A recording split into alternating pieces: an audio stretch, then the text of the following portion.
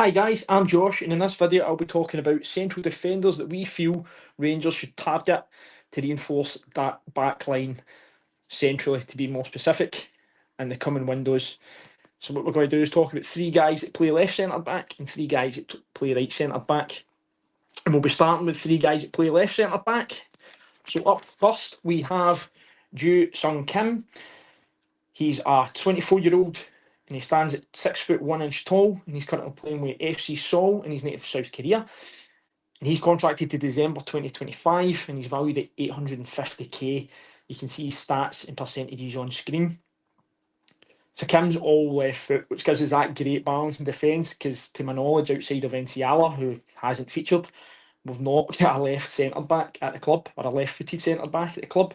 So it'd be really good to bring us that balance in defence.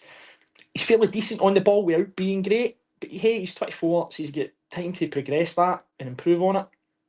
He reads the game very well. All the guys in this video that we'll talk about read the game very well. He's strong in his duels, in the air and on the ground. But interestingly enough, FC Seoul play a really high line. They're a ball dominant team, so he's used to that. The system that Rangers play, I mean. So the transition would be fairly easy for that, and he's got good recovery pace to get back and cover that ground and behind him. The one thing that he's prone to is getting a little bit excited and lunging in, being a bit too aggressive, but that's quite common in younger defenders, so you'd like to think he'd mature out of that. And for 850k, I think he's a real talent and a real bargain, and he should be seriously looked at by the club. Next up, we have Mohamed Amin Tougai. He's Algerian, he's 24, stands at 6'3" tall, playing with Esperance in Tunisia. He's contracted to June 2025, so he's actually getting out of contract this summer. He's valued at 1.5 million. In my opinion, Mohamed is the most physical guy on this list. He's 6'3" in height, like I said, but he's probably the same across the chest. He is a real unit of a boy. He's actually right-footed, but he plays on the left because he's fairly strong off both feet. And he plays in the middle of a three for his national team, so he's got flexibility there. Like I said, he plays in the middle for Algeria. They're a national team that are struggling right now, but he's one of the beacons for them to progress, because, I mean, Algeria of the past have been brilliant, but they're really in a bad way right now. But there's a few guys, I mean, being one of them, that they're hoping will take them in a different direction. He's a real no-nonsense type of centre-half. He's quite old-fashioned, actually. I'd feel more comfortable, being honest, with Tougai defending some of the big powerful strikers that you face in Scotland than any of the current centre-halves at the club. I'll include John Souttar in that, just by the way he plays the game. It's the no-nonsense, get right mixed in about it type of the central defender that I don't think we have at the club. I don't think we've had at the club for some time. The only thing, it might be a bit of a challenge, is the transition, but Hamza Agaman is from the North African region and he's managed it, so it can be done, so I wouldn't hold that against him. Finally, for the left centre backs, we have Jerome Opoku. He's 26, he's 6'5". He's English born, but he represents Ghana. He's currently playing with Besiktas Turkey, contracted to 2027. He's valued at 2.5 million. He's the most expensive defender that will appear in this list. He's also the tallest, obviously, as I've said, at 6'5". So he's got to bring you that dominance in the air with his aerial duels. He's played in England. I believe he came up through the Fulham Academy. He's been loaned to a few different teams down there, so he's used to British football, which is always a big plus. Despite his size, he's fairly pacey. Like Tougai, he likes to get involved in the battles. He's also played at left back as well a few times in his career, so he's got that flexibility. You could utilise him elsewhere. But the main thing for me is his height, and he knows how to use it. So bring that to the set plays. I know we've not been great off the set plays. That's an understatement.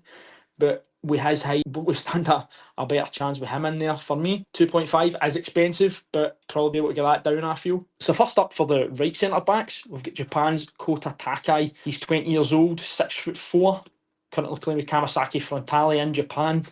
He's valued at 550k. He's contracted to January 2026. Takai's the youngest defender in this video, but for me, he's the one with the biggest ceiling. I think he's a tremendous centre-half, and I'd love to have him at Rangers tomorrow, to be honest. He's actually rumoured to have some very big clubs looking at him, Juventus being one, if you believe the rumours. So if we could nick in and get this guy now, I think we'd be on to a real winner. He's probably the best all-round defender in this list. But what I love about him is he's always in the right place at the right time. His positional play is brilliant, which is good because he's not the quickest, but he doesn't need to be because of how he reads the game so well, and he'll rarely go to ground.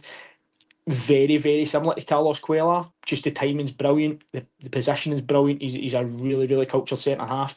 He can step in and well as well and play. He's very much a ball playing defender, so he's going to look to get up in and start your attack going, which is really, really good. He's breaking into the Japanese national team at the time of recording, which is, in my opinion, they're the emerging force in world football right now. They are flying. So he's got that going for him as well. So there's going to be more media attention. But if we could get in now, it'd be really good. The one thing I would say is he's not really faced any big, powerful strikers because the J League don't really have that. So it'd be a bit of a mystery as to how he'd handle it. But he's a big boy. I'm sure he'd be all right. I really like him. I think he's the next big export for the J League. So I think he should be taken seriously. Next up, we have Uruguay's Alan Saldavia.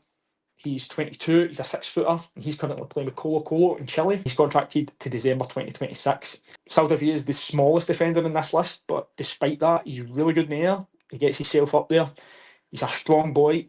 What I like about him, though, is he's South American, and you know what you're going to get with their defenders. He is a master of the dark arts. He's one of the guys, if he's in your team, you love him. If he's against you, you absolutely hate him. He's going to mix it up. He's going to get involved in everything. He's going to niggle the opposition. I feel that the best teams always have a bit of nastiness, always have a bit of a mean streak in them. And I don't think Rangers have had that for quite some time. Saldavia brings that to the table in spades. So that's why I think he should be looked at it. But despite that as well, he's actually a really good defender and he can play as well. He's very good with the ball.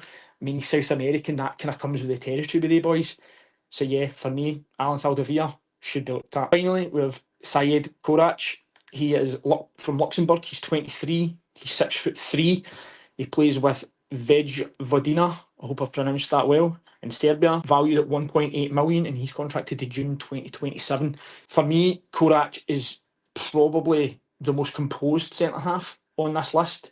He's got the oldest head on his shoulders. He plays the game like he's played it for years, despite his age. He does the simple things really well, and sometimes the best players, that's what they do. They just do the simple things very, very well. He's also arguably the best one-on-one defender on this list, and he's got great recovery pace as well. But what's interesting about him, in both boxes, he gets his head on absolutely everything. He's a bit of a magnet that way, and we've been a bit of a scare when it comes to set pieces, both attacking and defending. So for me, he'd be an asset in that sense. He's the type of player we should be looking at. He's young, he's in a relatively good league, and he's fairly cheap. 1.8 I think is a really good value for money. If you look at his stats and the kind of numbers he's getting compared to, it's some big names he's in company with. So yeah, Syed Korac is another one I think should be looked at. So that's our ideas for the central defender position. So as always guys, like and subscribe, and thanks for listening. Speak soon.